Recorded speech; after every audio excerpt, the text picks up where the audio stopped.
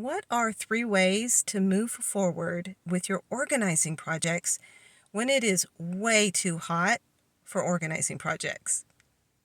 Number 1, take an online quiz at clutterbug.com and find out what kind of clutterbug you are.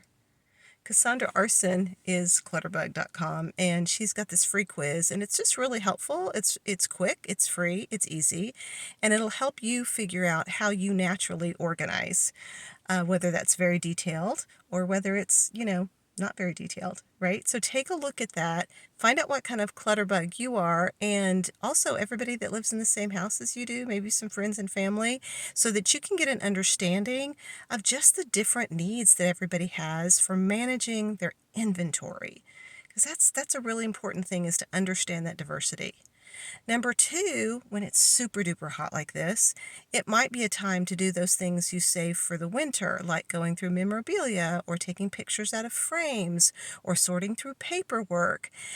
Sometimes the weather outside is just as bad in the heat as it is in the snow, and it's a good time to do those indoor activities.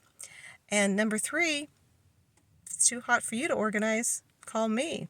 We'll do it for you.